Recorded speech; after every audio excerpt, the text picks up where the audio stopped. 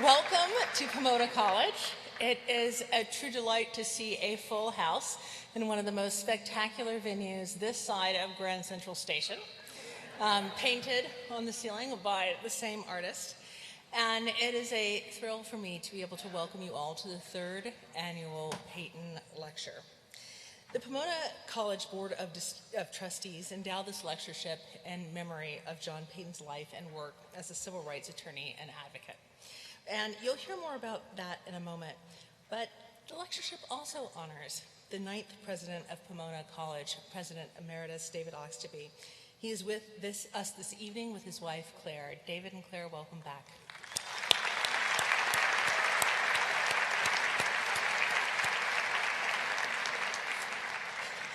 I didn't mention that I'm David's inheritor, the 10th president of Pomona, Gabby Starr. And it's an honor just to tell a little bit of the story of John Payton. And we'll have a wonderful video in a moment. But he was born in 1946 and was a member of our class of 1973. And he passed away in the year 2012. The span of those years was remarkable in American history. The end of a war, the beginning of at least 2 others, a period of struggle that has left our country changed and marked forever for the better. It also reveals a single-minded vision of justice. And in the years since John Payton's passing, that vision continues. It endures not only in this lectureship, but in the efforts of all of those who fight for equality. That vision can be yours, and it can be mine, if we are willing truly to look and to see.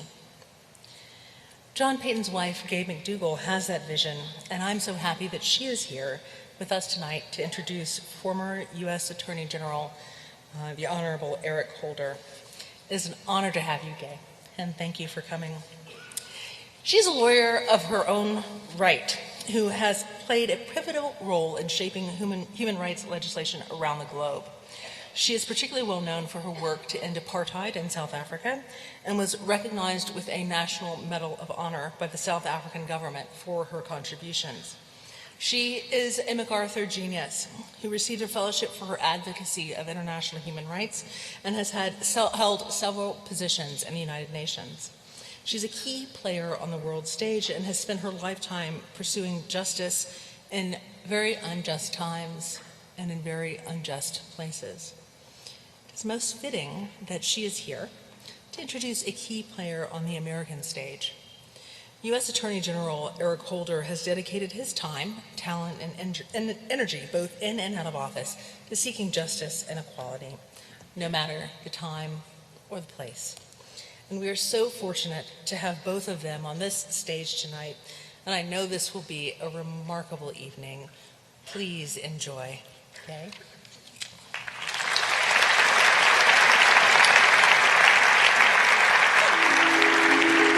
Sorry, video first. John Payton will be remembered as a courageous champion of equality with a fierce passion for fighting discrimination in all its forms.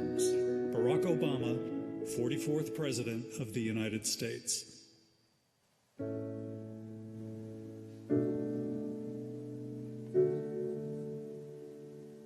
From a fiery student activist in the 1960s to a trailblazing civil rights attorney who argued a landmark affirmative action case before the Supreme Court, John Payton devoted his life to equal rights and justice. Born in Los Angeles, Payton attended Pomona College, where he was a member of Sigma Alpha Chi and played baseball on the freshman team. But it was his activism and leadership that led to profound and hard-fought changes at Pomona and the Claremont colleges.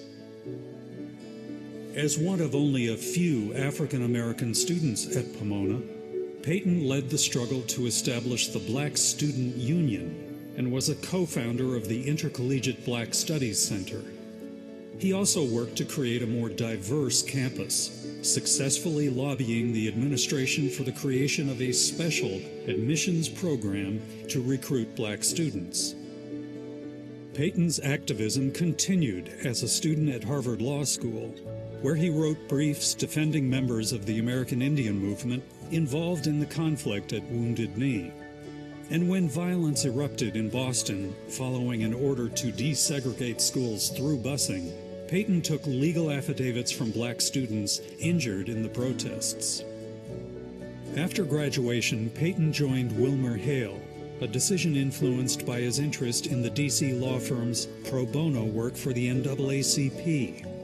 Mississippi merchants had successfully sued the NAACP for organizing a boycott of white businesses and were awarded a $3.5 million judgment. As a junior lawyer, Payton worked on the appeal to the Supreme Court, which reversed the decision and saved the NAACP from possible bankruptcy. Payton's advocacy for the disenfranchised continued throughout his career, and in 1994 reached beyond the United States. A lawyer for the Free South Africa movement, he joined his wife, renowned civil rights attorney Gay McDougall, to monitor the first all-race elections in South Africa. Two of the most consequential cases of Payton's career involved race-based admission policies at the University of Michigan. As lead counsel, he defended both the university's College of Literature, Science, and the Arts and its law school in the Court of Appeals, arguing the undergraduate case before the United States Supreme Court in 2003. The court narrowly ruled against the undergraduate program, but upheld the law school policy, and in the majority decision reaffirmed its support for the consideration of race in admissions. Payton, whose legal career spanned private practice and governmental service, led the litigation department as a partner at Wilmer Hale, served as corporation counsel for the District of Columbia, and was the 6th Director Counsel and President of the NAACP Legal Defense and Educational Fund. In 2010, the National Law Journal named Payton to its list of the decade's most influential lawyers. An enduring friend of Pomona College, Payton was vice chair of the Academic Affairs Committee of the Board of Trustees and co-chair of Campaign Pomona, Daring Minds. Payton returned to campus many times, including in 2005, when he received an honorary degree and delivered the keynote commencement address, urging students to bring courage and commitment to challenging times. Democracy depends on each successive generation to recommit to its values and to see that they are preserved. Because what our government does, it does in our name, of the people, by the people, and for the people. It's our democracy.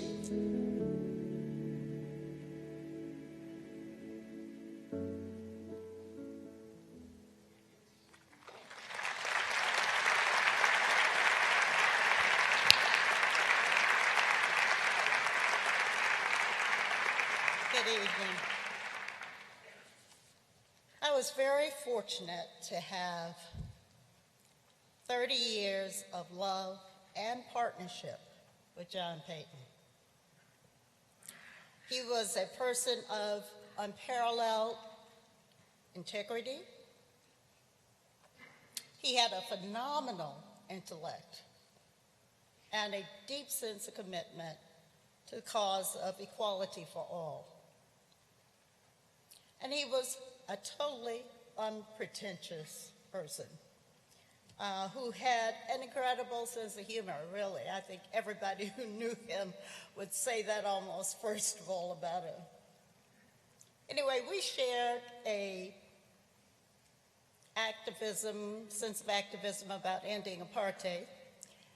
And as a matter of fact, we first met at a small meeting of activists in Washington, where we devised the historic Free South Africa movement, which initiated the daily demonstrations and arrests which took place in front of the South African embassy in Washington for a year, day in, day out, for a year.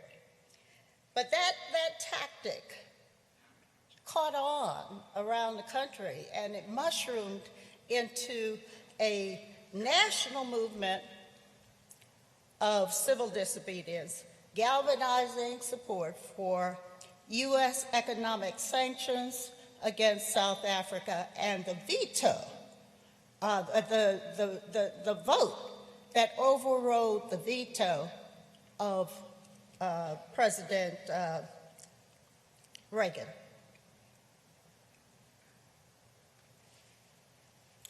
So later,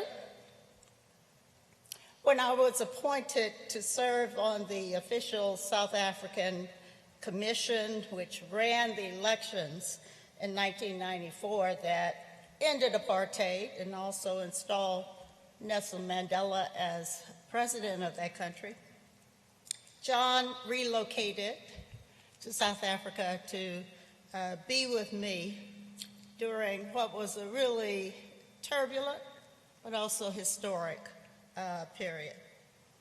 And he also joined a group of South Africans and Americans, a group that I had formed to monitor what was going on in the elections in one of the Bantustans. So, you know,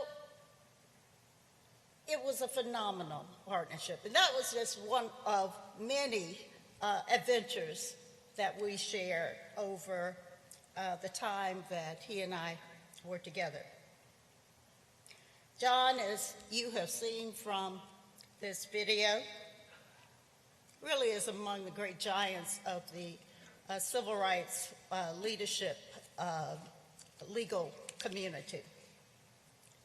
He argued the most important affirmative action cases before the Supreme Court of his era. And his leadership of the NAACP Legal Defense Fund, although it was tragically brief, was for him really the pinnacle of his career. This lectureship, established in his honor, is a way for his legacy to not only be remembered, but to be passed on.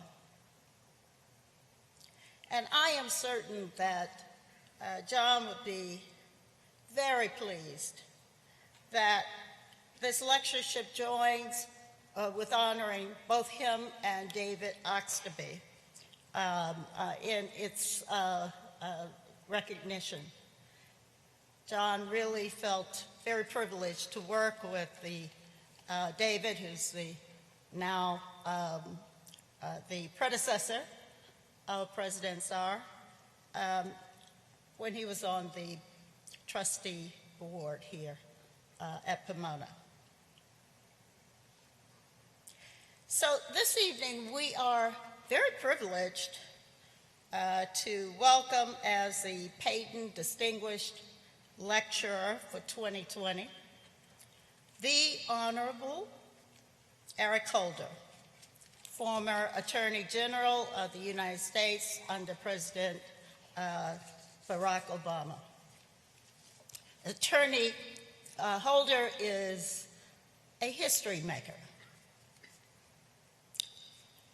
He made history not only as the first African American in the position of Attorney General, but because of the things that he accomplished during that period.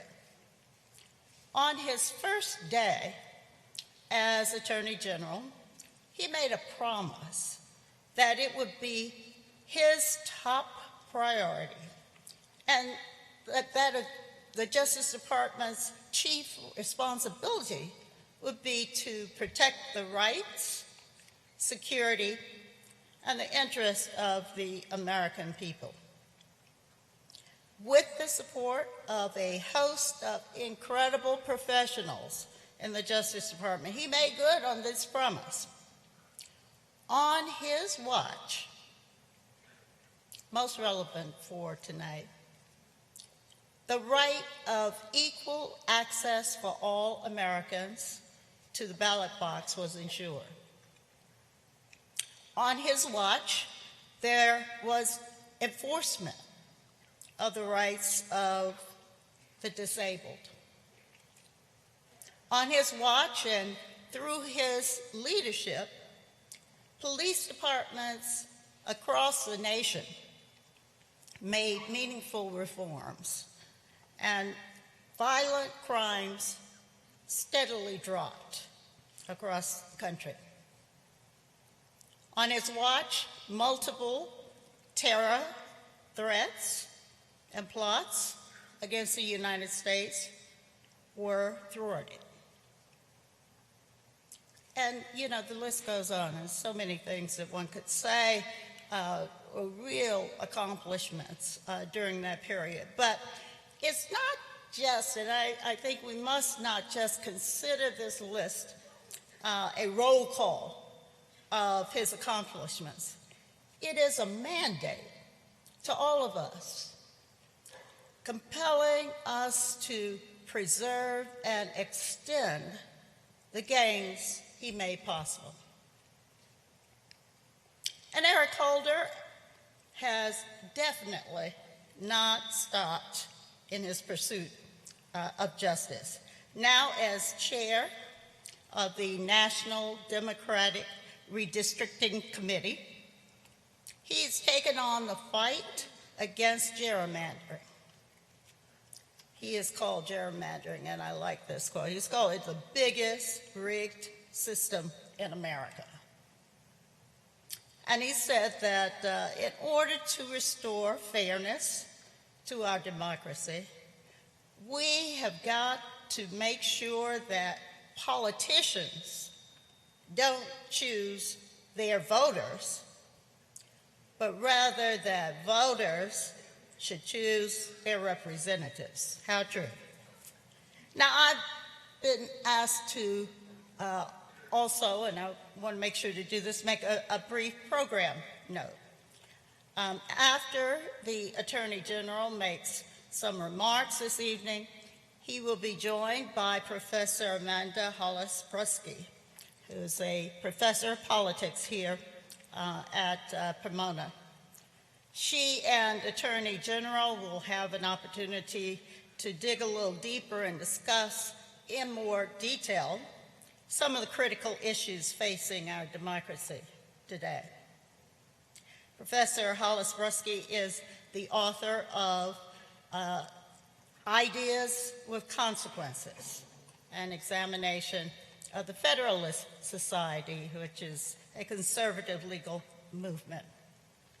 Now, while I am just meeting her today, I understand that she's considered by the media to be a go-to source on commentary and issues about the Supreme Court.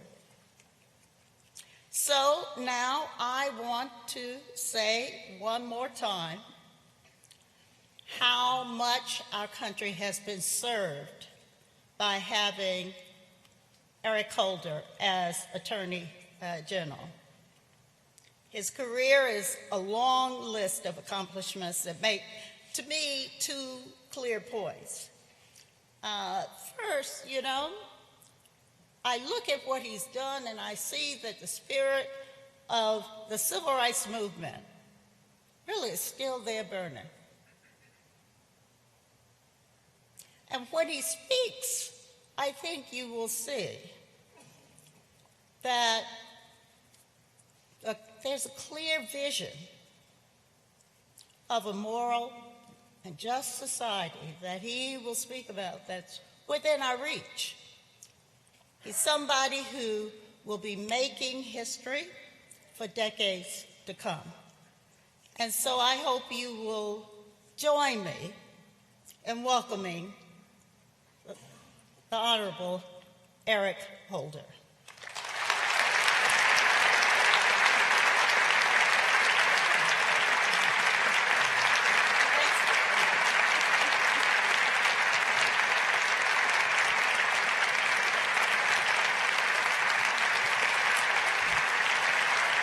Thank you. Thank you.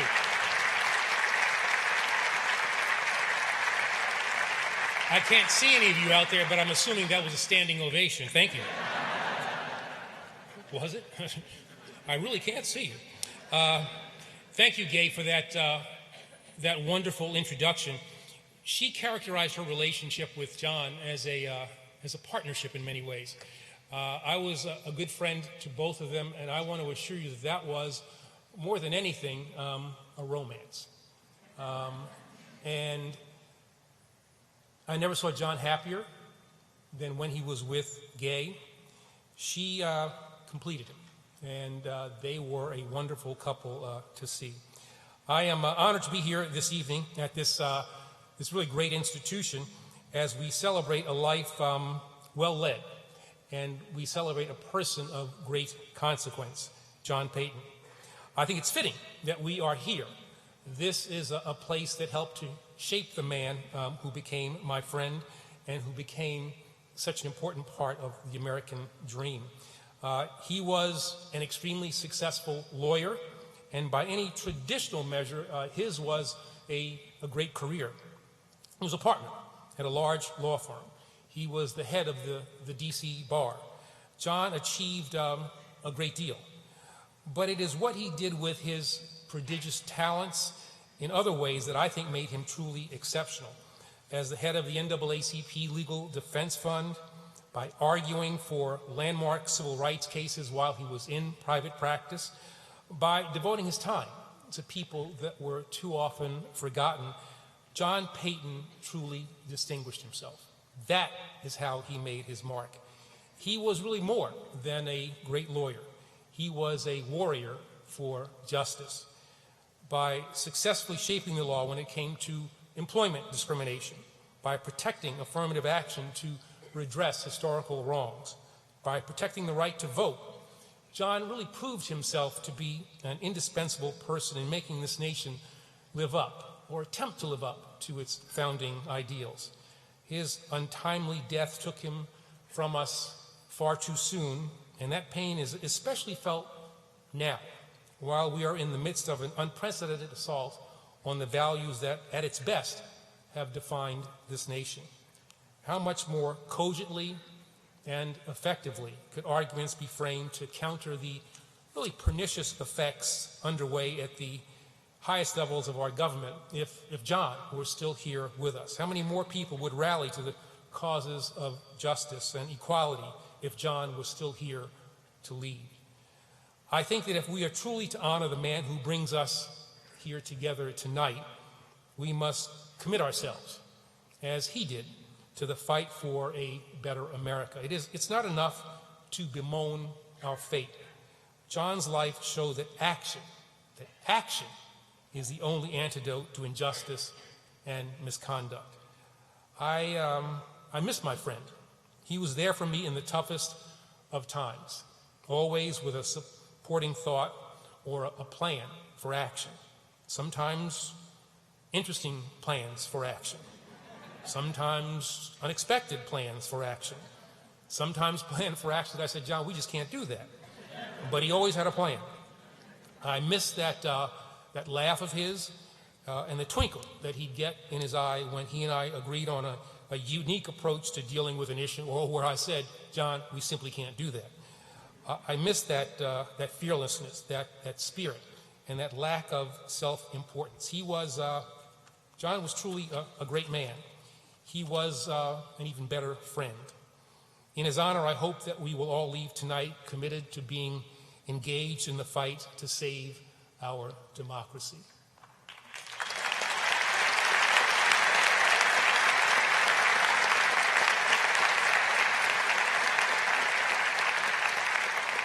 John knew that positive change is not promised. It is a function of sacrifice, of hard work, and of commitment. In John's memory, let us pledge to bring about the change that so shaped his life. Thanks very much.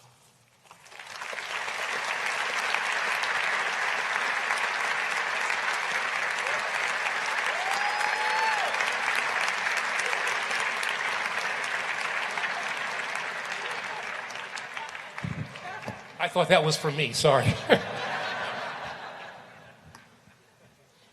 Thank you. Thank you, everyone, for coming.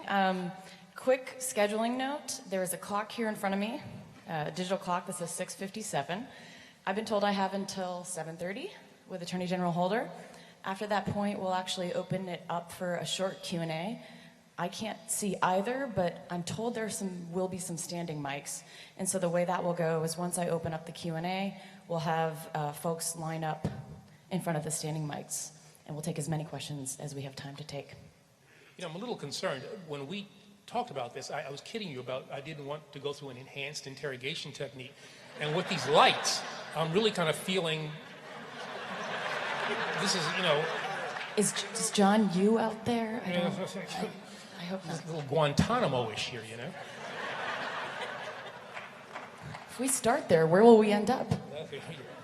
I want to start big picture and talk about democracy. So comparative political scientists have long sought to define what constitutes a democracy. Two political scientists describe modern democracy as having 4 criteria: open, free, and fair elections, near universal suffrage for adults, broad protections for political rights and civil liberties, and elected officials having meaningful authority to govern, so not controlled by the military or clerics. Given things like gerrymandering, which your organization is devoted to fixing, voter ID laws, and other attacks on voting rights, do you think the United States should meet the criteria of being a modern democracy? And if not, at what point do you think we'd no longer be a democracy? No, I think this is still a functioning democracy. This is still a great nation, but I think we're at an inflection point. There is the possibility that we could lose that which we have fought so long to try to perfect. And this is a nation born imperfectly that has, I think, fairly consistently become better. But with regard to everything from gerrymandering to voter suppression, there are a whole range of things that I think puts our democracy at risk. It doesn't mean that there will be a dictatorship. I mean, we'll still have elections every 2 years, 4 years, 6 years, you know, for the Senate. But they could be rendered, if not meaningless, ineffectual. And moneyed interests, the interests of the powerful, could in essence dictate what our democracy is all about, and in essence take power away from the people. And that's why I think it is so vitally important at this time that we as a people focus on the state of our democracy, focus on some of the things that are not necessarily glamorous, the infrastructure of our democracy. You know, people say, I'm fighting gerrymandering. You start talking about gerrymandering, people's eyes glaze over. You know. But the reality is, you know, if you care about a woman's right to choose, if you care about voting rights, if you care about climate, if you care about a fair criminal justice system, these are all things tied to who serves in state legislatures, who serves in our House of Representatives, and how the decisions are made to put those people in those positions. Through gerrymandering, you can have the special interests make that determination as opposed to the people. And that's why we've got to make sure that we have a fair census in 2020, that we have a fair redistricting process in 2021, or I think we will put at risk, and I don't mean to sound alarmist or hyperbolic, but I do really think that we're at, as I said, an inflection point. We're right at the edge of where this nation is going to go. The stakes are enormous, and everybody's got to be involved in the fight for our nation. I want to shift gears and talk about your old stomping grounds. The Justice Department has been in the news. Disaster. Enough said, or...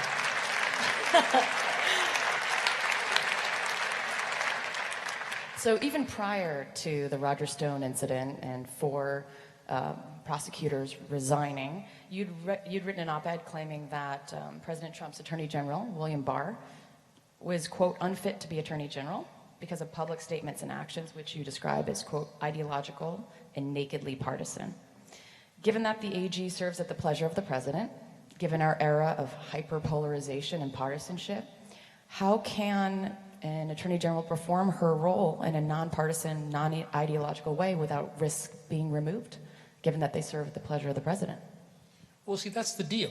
If you take the job of Attorney General, you've got to go in there with the notion that you're going to do things in a way that's consistent with the oath that you took. Understand that your job is to protect the Constitution, the interests of the American people. You don't serve the President of the United States. The President is not your client. When I was...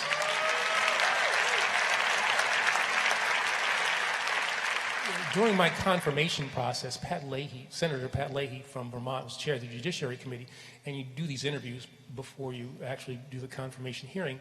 And he said, you're not the Secretary of Justice. You're the Attorney General of the United States. You're different than any of the other cabinet members. There's a unique role, a unique perspective that the Attorney General has to have. Attorney General has enormous amounts of power. You have the FBI, the DEA, ATF, all part of the Justice Department. You can order investigations. There are a whole variety of things. And so you go into the job with the notion that that's what I'm supposed to do, and you also have to go in with the notion that if I do that which is correct and that is inconsistent with what the president wants me to do, I may lose my job. And so what? If you lose your job doing the right thing, that's what an Attorney General is supposed to do.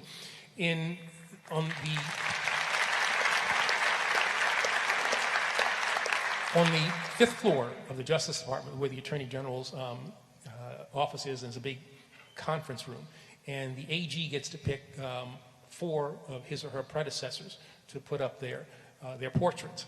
And so I had Bobby Kennedy, Janet Reno, Edward Levy, who put the Justice Department together after Watergate, and Elliot Richardson. And Elliot Richardson was there for me to look at every day I went into the conference room to remind me that, if you do your job, if you're true to your oath, it may cost you your job as Attorney General of the United States. And I would much rather be thought of in history as Elliot Richardson as opposed to, say, John Mitchell or, frankly, William Barr,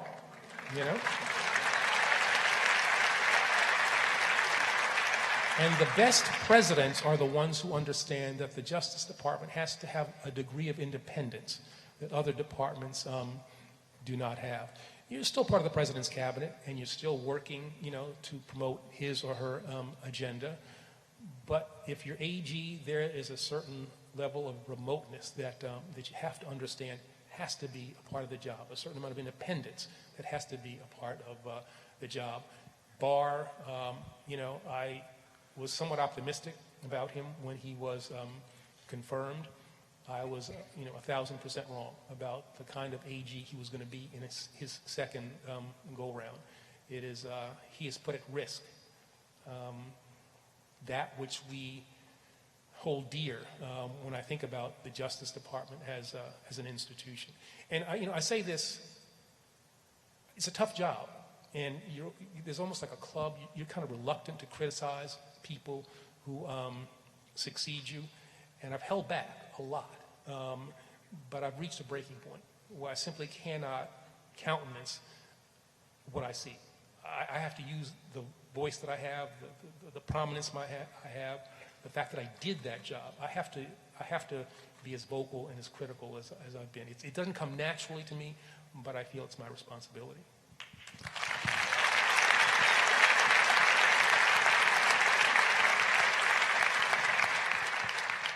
So like the Justice Department, some would and have observed that the Supreme Court of the United States is an institution that has suffered some attacks on its legitimacy from the Kavanaugh hearing and blatantly partisan perception of the Supreme Court. In the newspaper, we hear a lot about reforming the court these days from Democratic presidential hopefuls in particular. from adding seats and packing in the court to the 5-5-5 plan to the statutory term limits for justices. Does the Supreme Court need reform, in your opinion? And if so, which of these plans do you think is most appealing? Yeah, I do think the court needs reform. You know, what Mitch McConnell did with Merrick Garland's seat really did things to not only the makeup of the court, but the process of installing justices on the court that I think we have to face as a reality, and things need to be done so that something like that doesn't happen again. I'm actually of the view that unelected officials, you know, as wonderful as some of the justices are. I mean, I love Ruth Bader Ginsburg, you know, the notorious RBG. I love her. But I don't think anybody should have that much power in an unelected position for that long. I am a fan of, I think that 3 senatorial terms, 18 years, would be enough for a justice. But I also think that maybe we need to take some of the political pressure out of the selection process and have, I've read this and I like this idea. A president would appoint a Supreme Court justice in his or her first year and another one in his or her third year. That person would then serve for 18 years. And you wouldn't have to expand the court. Over the course of that 18 years, people would roll off and you would have 9 members of the court. I think if you put that into play, you leave the justices who are there now, and so you would, in essence, be expanding the court. But over time, the court would get back to a 9-member court where every incoming president would appoint 2 people per term. And in that way, I think you would increase the diversity of the court, and again, take away from the justices what I think is too much power for unelected officials over, you know, too long a time. It's something that can be done without amending the Constitution. You can do this by statute, and so I think that kind of reform would make sense. So for my students in the audience, he agrees with me. You know this. This is also my preferred reform, statutory term limits. Let's stay with the judges. We didn't plan that. We didn't even coordinate that. Yeah. You owe me $5 though. Okay. How about a box of Girl Scout cookies? It's the same Good. price. Sounds good. So many people don't know, at least I didn't until I looked it up, that you served as a judge in the District of Columbia, 1988 to 1993, and you were appointed by Ronald Reagan. Republicans' heads explode when they hear that. Right. You know, like Holder, the guy's got horns and a tail. He was appointed by St. Ronnie. Yeah. St. Ronnie.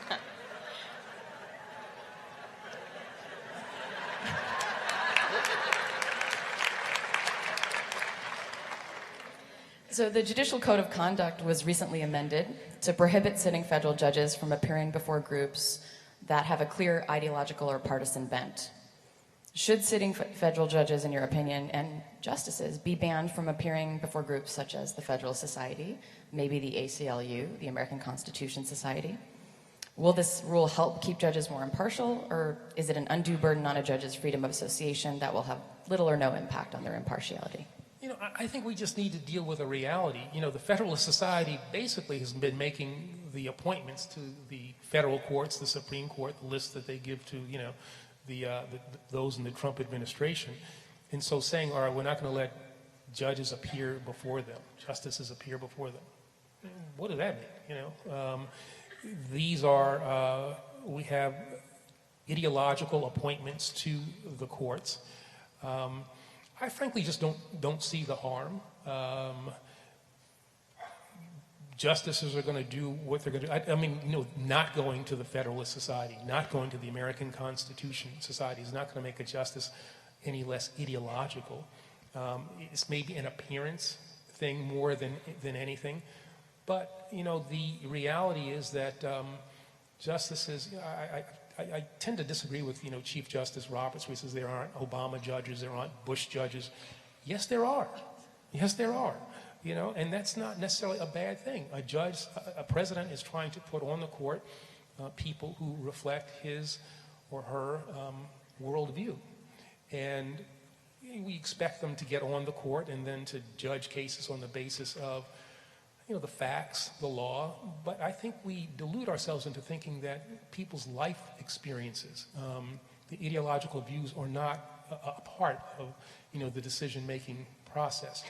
You don't want it to be the primary thing that drives them to a decision. So I don't think that there's anything particularly wrong with having judges and justices go to the Federalist Society, the American Constitution Society, appearing before partisan groups. I wouldn't want them necessarily to be addressing, the Republican National Convention, the Democratic National Convention. Now, that'd be, I think, going a little too far.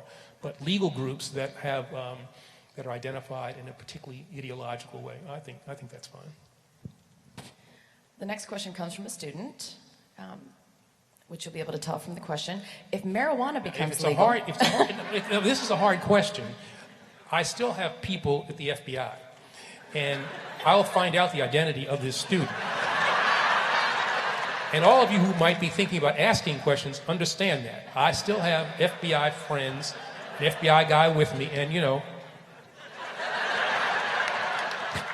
now let's ask, if the person is a marijuana question, if you don't want the question to be asked, raise your hand or shout out and we'll go on. Too late. We can't see anyway. Okay. So, if marijuana becomes legal in the United States... Why do you assume it has to come from a student just because it's about marijuana? I know it came from a student, that's why. Oh, all right. There are some older people who are imbibing, People who once were students, and, Professor?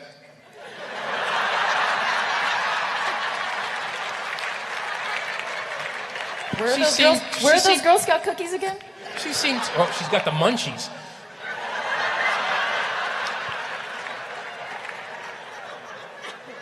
All right, let's get serious here. Come on. This is not going the way she intended. The best ones don't. So if marijuana becomes legal in the United States, how should prior drug convictions be addressed? Well, that's a very serious question. We have to first look at the fact that in terms of convictions, African Americans, Hispanics, whites use drugs at roughly the same level, and yet you see 4 times, I think that's the number, about 4 times as many people of color who've been convicted of marijuana offenses as opposed to their white counterparts. That's clearly something that is wrong, it's inappropriate, that's an injustice. And so I think that were marijuana to be legalized, we should take a look back and make a determination about who was unjustly convicted, who was treated unfairly in a disproportionate way, and then expunge those convictions. Now, it may be that those convictions are, and I'm a prosecutor, broken down from more serious crimes, and so it would require a case-by-case analysis. But if you are, if you've got a conviction in your life for marijuana possession, and then marijuana becomes legal, those are the kinds of convictions that I think, as I said, should be expunged. The impact of having in your life, on your record, a criminal conviction is in many ways disabling. And we should never underestimate that impact. And so to remove that from somebody's background, I think would be an appropriate thing to do. And I think that's, in essence, I think that's where the nation's going. I mean, if you'd said 20 years ago that states would be making legal the recreational use of marijuana, I think people would have said, no, I don't think that we're going in that direction at all. And I think it's now clear that we are going in that direction. It will be interesting to see what happens with federal law, but I think states are leading in that way. But I think, and I think that makes sense. I think that's a good policy determination. But I think the question is a good one, that we should not forget those people's lives who were negatively impacted by something that is perhaps now legal.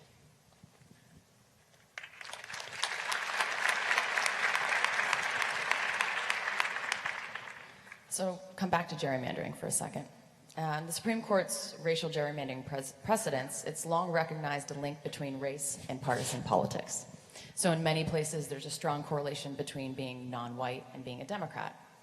Do you think the court's decision in Rucho v. Common Cause last year, where it ruled basically that partisan gerrymandering is non-justiciable, will have side effects on the ability of plaintiffs to challenge racial gerrymandering, basically on the defense that the gerrymander was all politics, not race. Yeah, I mean, I think that's the danger of, one of the dangers of the case. I think that the Supreme Court made that's a really bad decision to say that partisan gerrymandering cases are non-justiciable.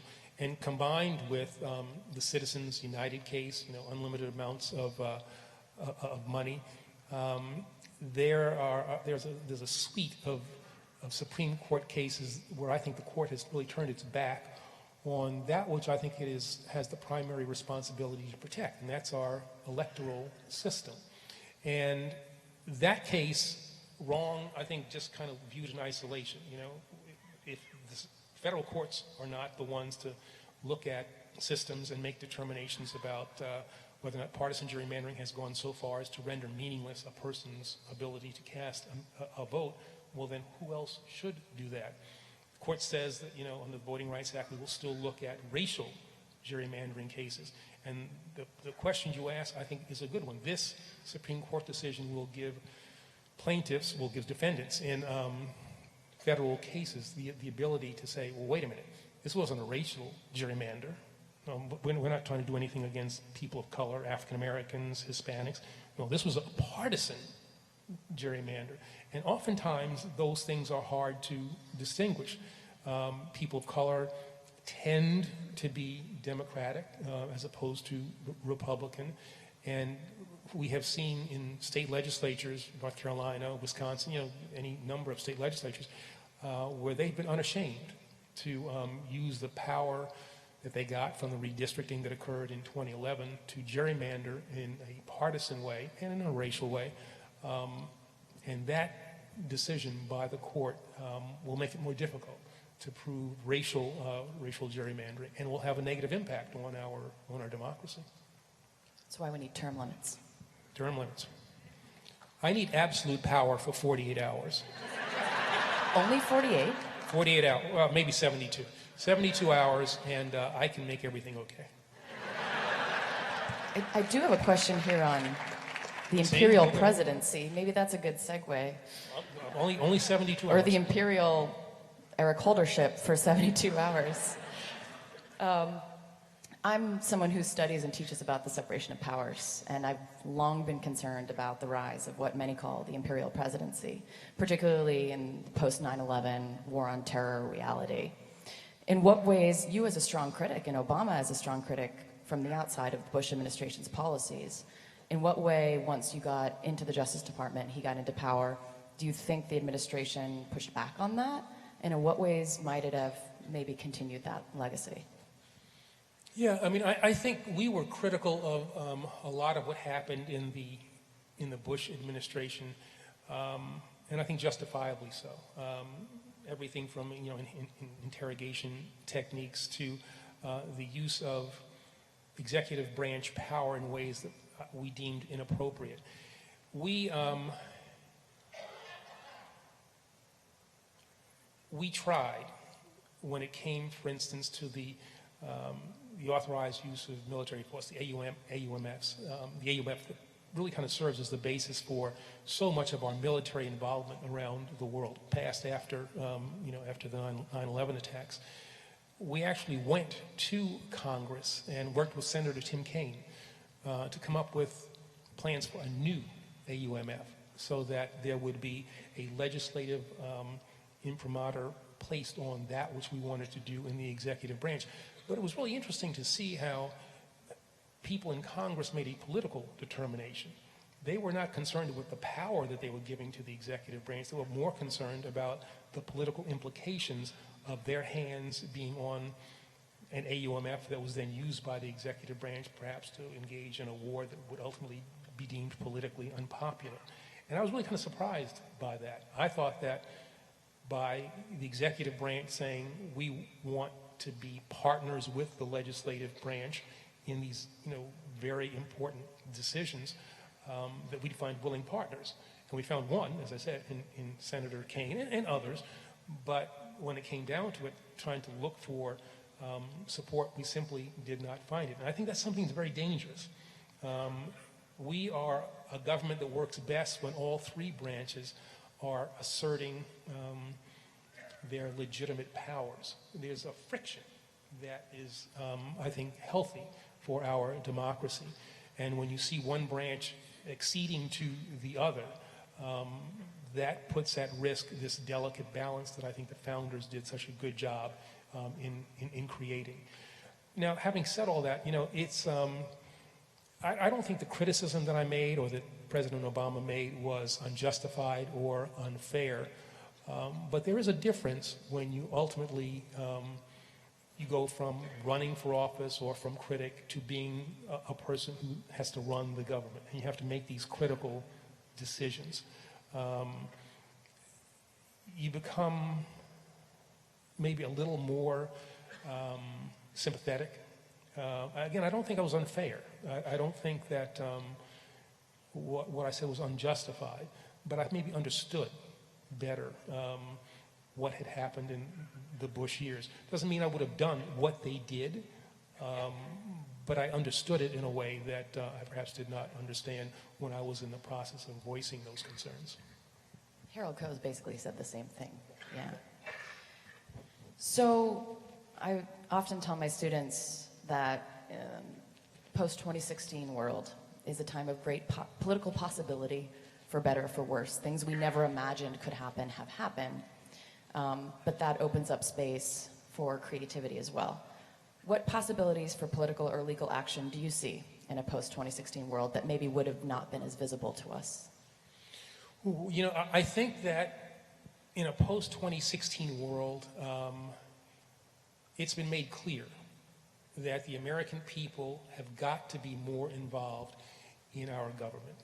We simply can't watch the television, watch MSNBC, CNN, God forgive you if you watch Fox. We can't simply do that and then yell at the television and think that we have done our civic duty. What about Twitter? We can't just tweet about it. No, and you can't just tweet about it. And I think in a post-2016 world, I think we've also seen demonstrations of the power that an engaged, focused citizenry has.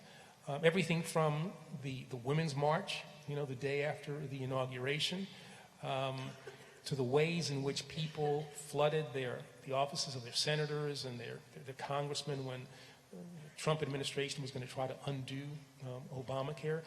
And it didn't happen because citizens, understanding the power that we have as ordinary citizens or as extraordinary citizens and the responsibility that we have, that stopped something that was not warranted, going to be not good for the nation. So I think in some ways that is a silver lining post-2016, the notion of that citizens have about the responsibility that they have and about the capacity that we have as citizens.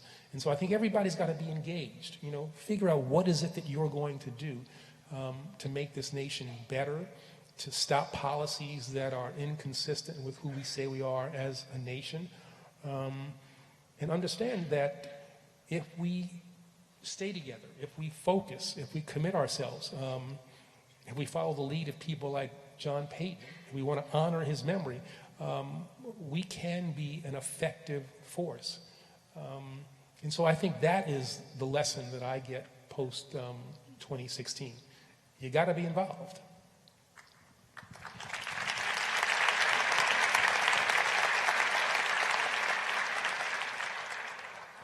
So we have a lot of students here who care about social justice, right, and in the legacy of John Payton, who want to work in the public interest once they leave college. Do you have any advice for them? Do it.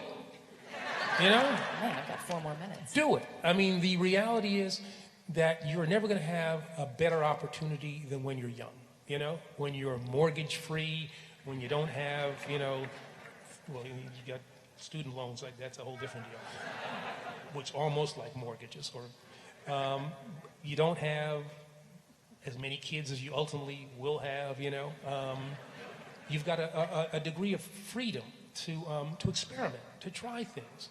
Follow your heart. You know, I always tell that when I speak to young lawyers, and they're talking about, oh, you know, should I go to a firm? Yeah, law firms are great. You know, some are better than others. They all have personalities. Covington and Burling, that's a great firm. And yeah, you know, if that's what you want to do, fine. But if your heart tells you that you want to be, you know, a public interest lawyer, you want to be a defense attorney, you want to be a prosecutor, you want to do something in government, do that.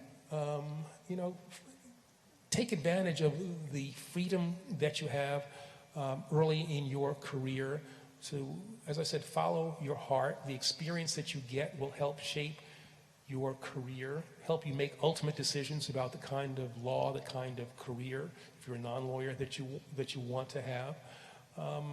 And also, never, again, don't underestimate the power of young people. You know, if you look at the founding fathers, aside from Benjamin Franklin, they were really young people. These were young guys, you know, taking on the mightiest empire in the world and deciding we're going to create a nation of our own. And so don't underestimate the power that you have in youth. You know, there's an idealism that young people have, the ability to question things that young people do in kind of a unique way.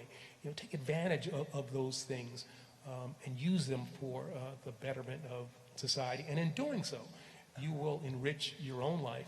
And as I said, help make better determinations about what you ultimately want to do, what is going to be your career as a lawyer, as somebody who's not practicing law. I think that's a pretty good place for us to wrap up this portion of the program.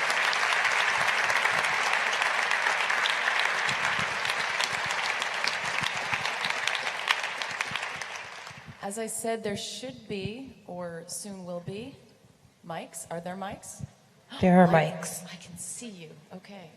There are people here. There is one mic here in the front, and who another has- mic For mobility issues. here. So if you'd like to ask a question, line up. Oh, hi, girls. My daughters are waving to me.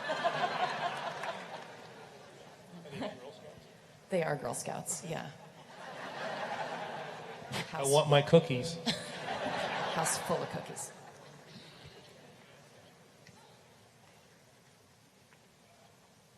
Good evening. I'm awfully sorry I can't go up there and shake your hand, but I've been a fan of yours for a long, long time. This is a man who's a great judge of character. I'm nearly 80 years old, so you can take that as a lesson in being able to tell good character. I had the pleasure of sitting next to two beautiful little girls. They keep waving at her mommy, whoever she happens to be. During the course of the trial in the Senate, and as Adam Schiff and the other consuls were raising questions and challenging the whole idea of the executive privilege of the president, I thought about you. And if you were similarly situated in terms of, had our president been similarly situated, I think back to Fast and Furious. I think back at some of the challenges that you had. How does one effectively defend executive privilege and the power of the president, which was really, I think, key to all of this? And certainly I would have been very curious as to what was running through your mind. Sure. Yeah, I mean, you know, it was interesting to see, and it's interesting to, not only in that context, but in a whole range of other things that if Barack Obama had done or said, or Eric Holder had done or said, they would have, you know, run us out of Washington, D.C. You know, you all know, I mean, they were giving Barack grief about wearing a tan suit. And, you know, so I think about Fast and Furious and our expression of executive privilege. Executive privilege that we interposed there was to protect deliberations that happened within the executive branch. We did not make a blanket assertion of executive privilege in the way that the Trump administration did, where they did not respond at all to subpoenas. In Fast and Furious, we turned over like 7,000 pages of documents. I testified like 8 or 9 times. So we're talking about really kind of comparing apples and oranges. There is, I think, an appropriate place for the expression of the interposition of executive privilege. There are branch protections that that should be respected, but to do so in the way that the Trump administration did, I think was wholly inappropriate and served as a legitimate basis for the impeachment charge that was brought against him. It's in some ways a very frightening thing to see such a political determination made by the Senate when you're really talking about the power that the Senate should have with regard to that specification that they were considering. They were in essence saying, well, you can obstruct us. You can be non-responsive to our legitimate requests. I mean, if you play that out, not only for this administration, but for future presidents, what power then does the legislative branch have vis-a-vis its interaction with the executive branch? So I think, as I said, there's an appropriate way, an appropriate place for executive privilege, but what happened or what is happening with this administration is inconsistent with the proper use of that privilege. Hello, and it is a pleasure having you here, and Bob Bennett. And the question I had is when you said the youth, and I was thinking, I'm a social worker and I'm a professor at an adjoining university here. And the thought I had was that, what about the baby boomers? The force that's there, that there's no plan for a retiree. When you retire from this position, what else and so every retiree has to kind of make their own plans. And I'm thinking about utilizing and marshaling those forces of all of the baby boomers. Yes, the youth, but the baby boomers also. Thank you. No, I think that's a really good point. And so let me modify what I was saying there. I think youth have a special capacity, special responsibility, but the young at heart also have that responsibility and that capacity. There's a whole bunch of us. I'm a baby boomer. There's a whole bunch of boomers, still alive, still vital, and we vote in pretty amazing numbers, and that's important. But I think we need to be doing more. In the same way that I've talked about young people doing more, I think those of us who have more yesterdays than tomorrows, it's not time to just be, as I was looking at the TV and, eating our Mucilix or something. I mean, we got, there's a whole bunch that we still have the ability to do. And especially baby boomers. I mean, we grew up in the 60s, a time when young people decided they were going to oppose a war and stopped it, supported a civil rights movement and changed the nation. We're still those people, we're still those people. We're grayer, we're slower, our backs don't feel as good as they once did. We got better music than you all, but that's a whole other thing.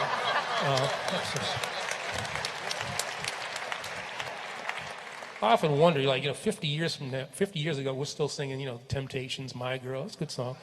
50 years from now, are we going to be looking back at some of this hip hop and, at reunions and really? I think of the lyrics that some of my kids say. We're getting off. I know we're diverting. I don't disagree with you. Okay. But yeah, so people of all ages, citizens, simply need to be engaged. Those wonderful young Girl Scouts, your daughters, need to be, they can't obviously vote, but they need to know about our civic system. We need to be teaching that in a way that I think we've maybe gotten away from, how a bill becomes law. Now, I remember that, crazy film that you used to see. These kinds of things are the kinds of things that we need to inculcate our young people with, not to make them Democrats or Republicans, liberals or conservatives, just concerned citizens, so that they can be good stewards of our democracy. And that obligation never, I think, goes away. It's something that we ought to welcome. It's something that makes this nation exceptional. We should hold on to that ability for positive change and protecting that which is best about this country. Hold on to it, protect it, and be engaged in it, no matter how old we are.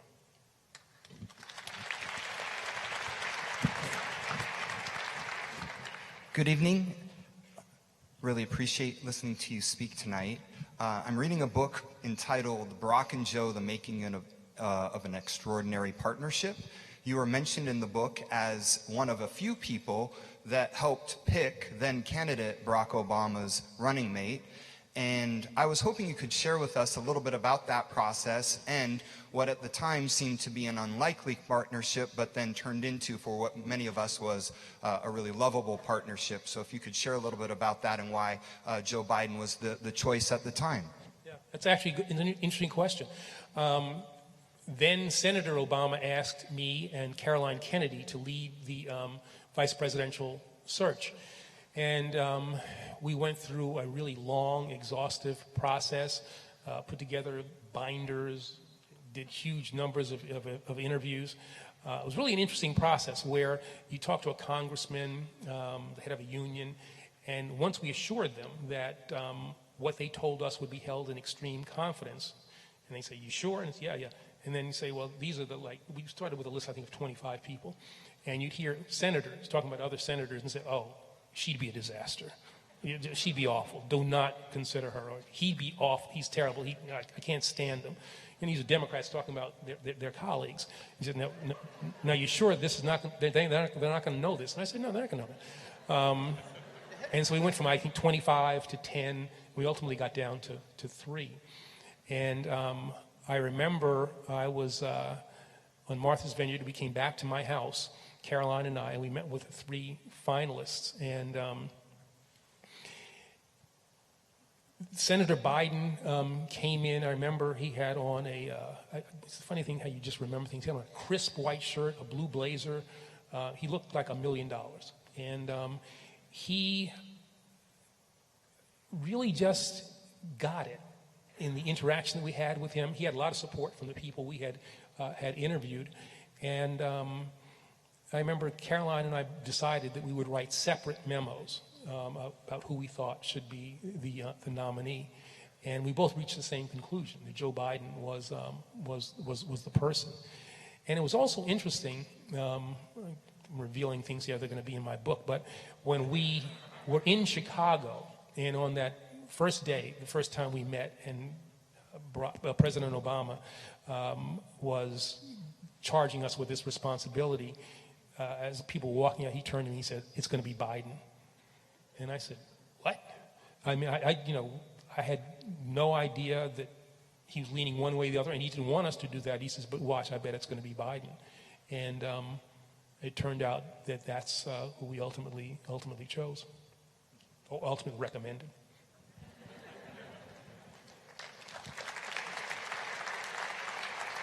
Thank you for being here, Mr. Holder. It's a pleasure. My name is George Gorse. I'm in the Art History Department at Pomona, and I'd like to ask your question, a question about immigration. Sort of what are your thoughts about the immigration system today, and also what's often reported that more immigrants were expatriated during the Obama administration than the preceding Bush administration, and sort of your role in that and your reflections on it. You know, I mean, I think that I've got really mixed views on that. I think that we got better in the Obama administration around immigration issues. We certainly pushed for what I think is still needed, which is a comprehensive immigration reform. But I don't think that early on we were doing things in a way that ultimately we were satisfied with. There's a family separation issue that we recognized and then and then fixed. Unlike this administration that used family separation as a tactic to try to convince people not to come to the United States. I think we always say that we are a melting pot as a nation, and that is really true. And unless you are descended from the indigenous people, from Native Americans, you have immigrant blood in you. If you're the waspiest person in the world, and your folks came over on the Mayflower, guess what? You're of immigrant stock. And I don't think that we should ever forget that. This nation is enhanced by people who will uproot themselves, leave their lives in the countries in which they were born, brave long journeys, take jobs below that which they are capable of doing. There's a vitality that immigrants bring to this nation that keeps us young, that keeps us vital. I am the son and grandson of immigrants from the Pearl of the Caribbean, Barbados, and no applause for Barbados. I'm also in the Barbados Chamber of Commerce. And I saw in my father especially a guy who never finished high school, and yet I think was maybe the wisest person I've ever known, and who loved this country in a way that only immigrants can, who served proudly in World War II, was in New York, was then shipped to Fort Bragg in North Carolina, out to another fort in Oklahoma, and was discriminated against while he was in uniform. And to me, that would be something hard to take. Never in any way discouraged his belief in this nation or his love for the United States. And that's something that immigrants, because he understood what he had left and what he had. And that's something that I think we underestimate. We don't understand, immigrants are demonized, used as political foils. And we do a great disservice to, I think, the continued health, vitality, and success of this nation without being that which we say we are. We have open arms, that we take people into this nation who typically are the best.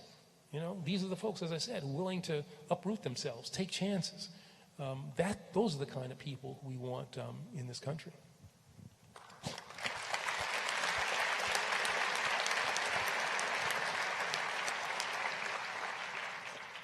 Good evening. My name is Art Grant, and I've followed you from afar, but I never knew you to have such a delightful sense of humor. People always tell me that. It's kind of like the stiff that you saw testifying in congressional hearings is not who I am. I'm this guy who grew up in New York. I'm hip. I'm cool. I'm nice. I'm funny. Gosh darn it, people like you. People like me. I've retired from law, but the one question I've never seen an answer to, and you're involved with this voting rights, is why has the federal government subcontracted out to states the ability and the right to vote in federal elections? Yeah, that's an interesting question. And if you look at H.R. 1 passed by the House of Representatives, the present House of Representatives, and sitting, buried under a whole bunch of other bills that Mitch McConnell is just, not doing anything with, there is actually an assertion by the House to say that we're going to take greater control of federal elections, in that we're going to have nonpartisan commissions actually draw the lines for the United States House of Representatives. We're going to do a whole range of other things. And I think that's appropriate. And I think if H.R. 1 were to become law, it would have a positive collateral impact on state legislatures who are in the process of doing similar things. There would be a federal standard to which I think states would be held responsible. Our system is in too many places broken, and we have to understand that. As was said, I think at the beginning in the introduction, we have a system where in too many places politicians are picking their voters as opposed to citizens choosing who their representatives are going to be. Through gerrymandering, people are in safe districts, and they're not worried about a general election. They're worried about a primary, which drives people further and further to the right, further and further to the left. Cooperation is seen as a sign of weakness, which leads to gridlock, which leads to cynicism about government. So I think the federal government should be more involved in a positive way in certainly regulating federal election law and federal election procedures, but I think it would, as I said, have a positive impact on state processes as well. So it's tied up in H.R. 1? There's a lot in H.R. 1 that I think is positive, but and passed, it was the first thing passed by this new House of Representatives, but is just sitting, on McConnell's desk.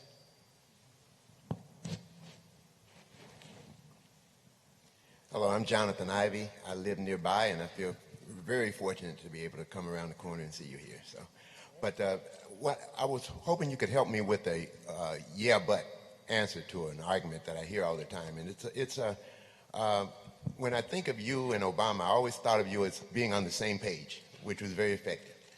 And President Trump, in arguing for his selection of Attorney General, has always used you as an example. He says, well, Obama had his defender, why shouldn't I have mine? And I'd just like you to give me some distinctions so that I could use that as a response to that. Yeah. My brother, an interesting guy, called me up one day excitedly to say, hey, Trump said some really good stuff about you. He said he wants an attorney general like you. And I was thinking, what? And of course, he was pulling my leg because, in essence, Trump was saying was that Holder was a fixer for Obama in the same way that Bobby Kennedy was a fixer for his brother. And I want an attorney general like that. Now, it's nice to be compared to Bobby Kennedy. That's good. But the notion that I did anything akin to what President Trump wants in his attorney general is total nonsense. I was going to go there. No, total nonsense. Barack and I were friends, we became friends before I became Attorney General, but our relationship changed once I became AG. There were things that I did that I don't think he particularly was happy with, supportive of, concerned about. My decision, for instance, to open up an investigation of these enhanced interrogation techniques used by the Bush administration. During the campaign, it said, we need to move on. I looked at some evidence that had not been seen, I think, by others before and said, no, we need to look at this. The decision I made to hold the 9/11 trials in New York, which was 1,000% right, as opposed to the critics who gave me so much grief, and these people are still in Guantanamo, still untried. That was not necessarily something that was thought to be politically smart, in the White House. And yet he understood that an independent AG, an independent Justice Department would, at the end of the day, was the right thing to do, but at the end of the day would also serve him well. And so I was not the AG that Donald Trump wants. I mean, if I was Donald Trump's Attorney General, I'd last for about an hour. And the notion that somehow, some way, I protected Barack Obama from things that he was doing. The other thing was that Barack Obama didn't need protection. I mean,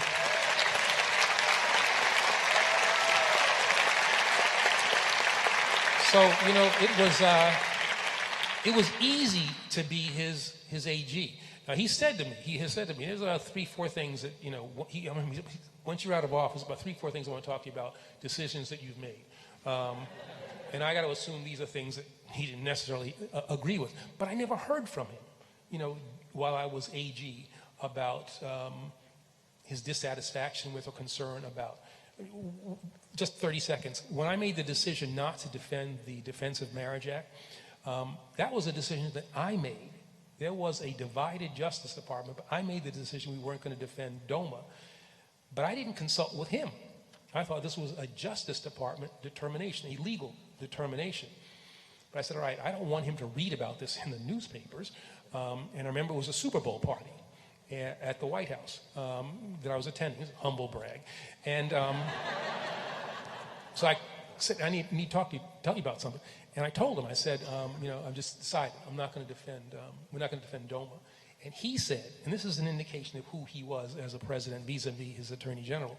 He said, man, boy, I'm glad to hear you say that. I was trying to think of a way in which to tell you I didn't want DOMA defended, but I couldn't figure out how to do that. So that's an indication. Something as consequential as that, he did not share with me his views. Now, we shared a worldview, and I ended up in a place that he was happy about, but that gives you a sense of who Eric Holder and who Barack Obama were in their respective roles.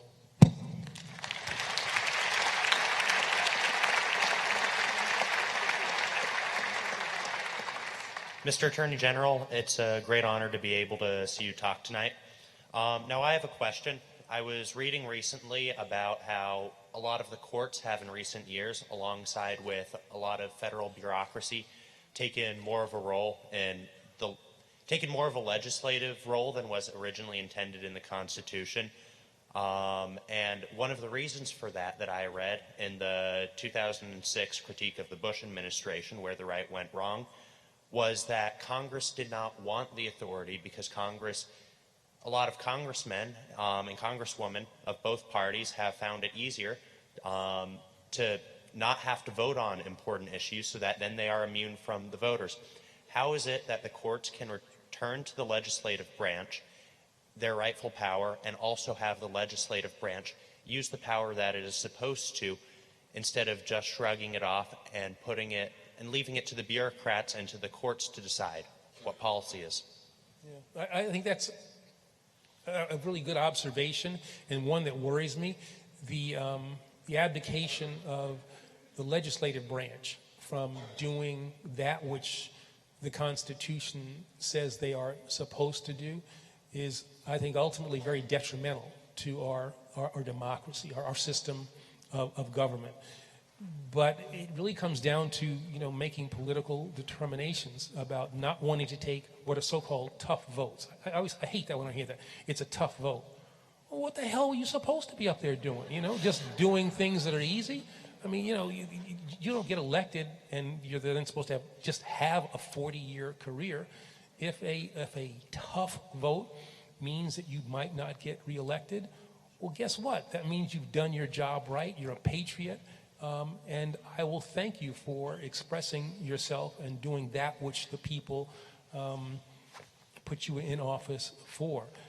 There is, the prime directive for too many politicians is reelection, and that shapes, everything. And so you leave to the executive branch, you leave to the courts that which the legislative branch ought to be doing. Now, having said that, I get concerned about some of the court decisions. I look, for instance, at the Shelby County case, where the Supreme Court gutted the Voting Rights Act after Congress had done its job and done exhaustive hearings, passed overwhelmingly, I think close to unanimously in the Senate, an extension of the Voting Rights Act.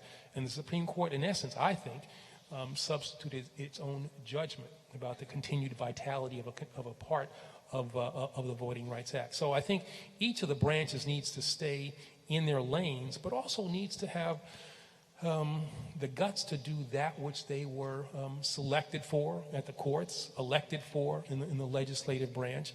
The executive branch is a consumer of power. If it's out there, it doesn't matter. Democratic, Republican presidents, they'll take the power.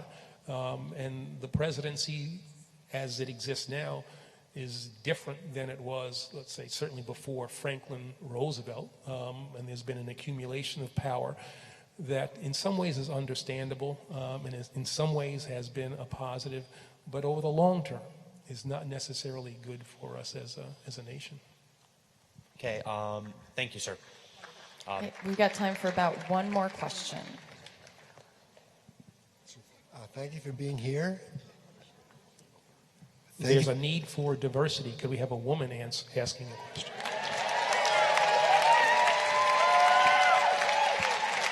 No, well, sir.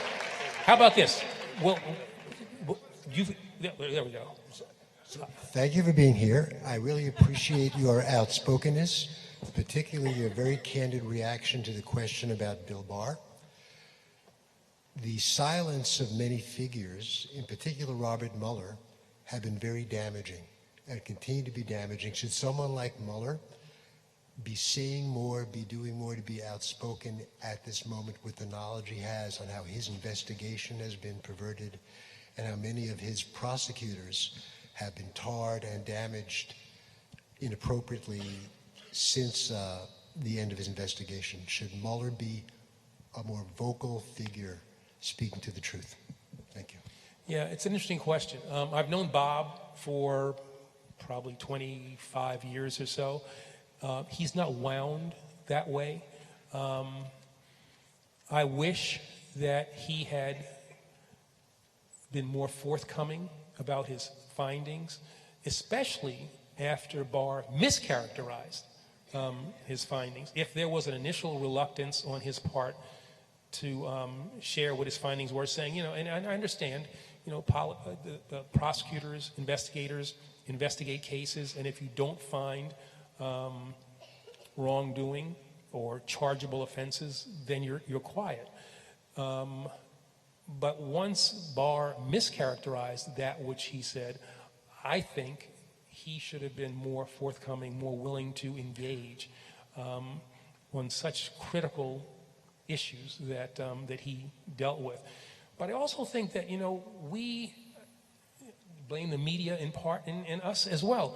The Mueller report lays out on the obstruction side 10 specifications where they're in essence making a determination that obstructive conduct actually occurred.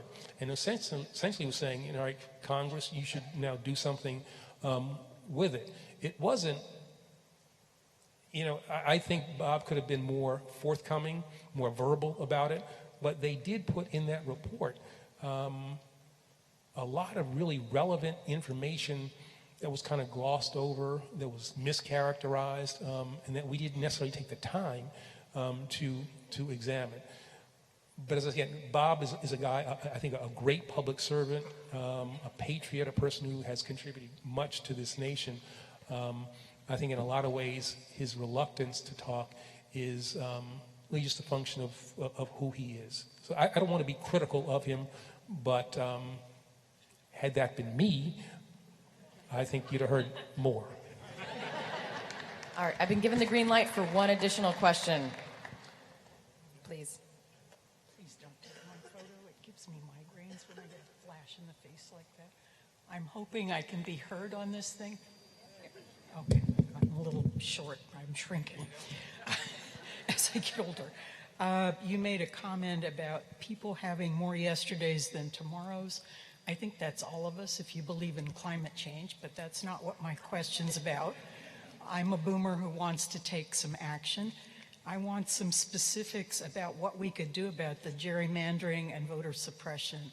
Is the NAACP's Legal Defense Fund the good answer, or is there more? Well, I think, all right, here comes the advertisement. The National Democratic Redistricting Committee that I am the chair of, we have a thing called our All on the Line campaign. And this is really a grassroots effort to get citizens involved in the fight against gerrymandering. In California, you have a commission that draws the lines and does a pretty good job. And so we've heard from people in California, well, how can we get engaged? Well, through our All on the Line campaign, for instance, in the 2019 midterm elections, or off-year elections, we had people in California calling voters in Virginia to convince them to register, to vote, and to help there. Also, California folks were calling into I guess it was Colorado or Louisiana, or some of our target states. So there's a whole range of things that people can do as part of, under the NDRC. It's National Democratic, no, it's Democratic, it's demredistricting.com or .org. I'm a great spokesperson here, but you can Google it's the National Democratic Redistricting Committee, the all on the line component, which really is, as I said, a grassroots effort to get citizens involved in fighting gerrymandering. And we also have, as a part of that, partnerships with groups like what Stacey Abrams is doing. Yes. And the name of it? What Stacey Abrams is doing with regard to fighting voter suppression. So if you go online to All on the Line or the National Democratic Redistricting Committee, you can find a whole bunch of ways in which you can get involved in our efforts. Okay. And you mentioned targeted elections. Which ones are they? Which one? I'm sorry? Yeah, which elections? You said specific targeted elections. Some are over with, but some are not yet. Yeah, in 2019, our target states were Virginia, Kentucky, and Louisiana. And we pitched a perfect game. We flipped both houses in Virginia. We elected a governor in Kentucky and a governor in Louisiana. In 2020, our target states are tough. See if I can remember all of them. Florida, Georgia, Texas, Ohio, Wisconsin. That's 5. And those are, I think those may be the principal 5. We need to flip 9 seats in the Texas State House in order for Democrats to be at the table when it comes to the redistricting process in 2021. So that's one of the targets. And then we have different legislative seats, legislative bodies, and Supreme Court races that we are targeting. There's a Supreme Court race in Wisconsin where I'll be going to campaign, I guess, starting in March.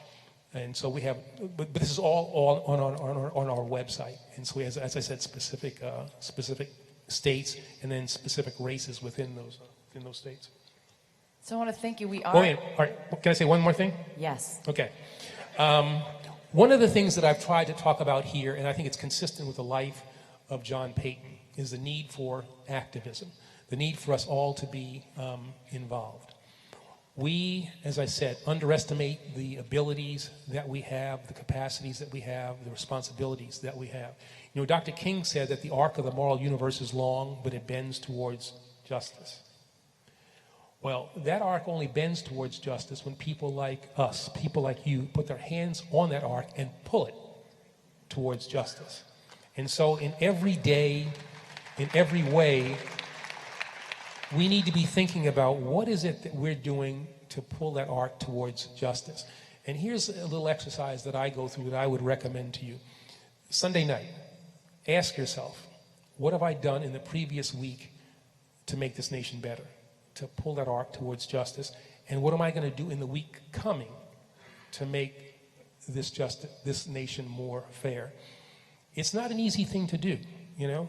You all have important business lives, personal lives, students, you're studying, partying. But if you dedicate just, you know, a couple of hours a week towards civic responsibility, and it doesn't always have to be political stuff.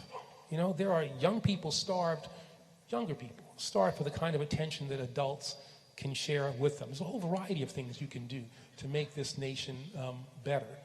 If you will find it in your life, if you find that ability to spend a couple of hours per week, you'll feel better about yourself.